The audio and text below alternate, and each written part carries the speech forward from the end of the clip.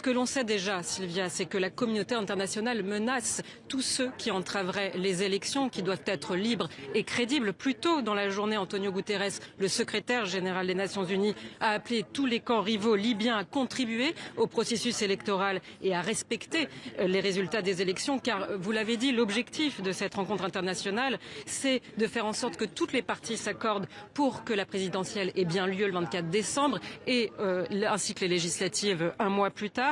Pourquoi? Parce que la mise en place d'un gouvernement élu devrait permettre de pacifier le pays, de lutter contre le terrorisme et bien sûr d'endiguer le flux migratoire. Mais la partie est loin d'être gagnée parce que le pays reste profondément divisé. L'autre point important, Sylvia, c'est le retrait des militaires et mercenaires étrangers présents en Libye. Hier, le camp de l'Est, celui du maréchal Haftar, a annoncé que 300 mercenaires seraient bientôt rapatriés à la demande de la France. Mais il en resterait plusieurs milliers encore, des Russes notamment, ce que Moscou dément, des Syriens pro-turcs, mais aussi des Tchadiens. L'absence des présidents russes, turcs et algériens, des acteurs clés qui ont envoyé leurs représentants de leur diplomatie, rendent les négociations pour le moins difficiles. Une conférence de presse donc conclura cette rencontre internationale, mais jusqu'ici, Sylvia, aucun sommet n'est parvenu à sortir la Libye du chaos qui dure maintenant depuis 10 ans, depuis la chute du dictateur Kadhafi.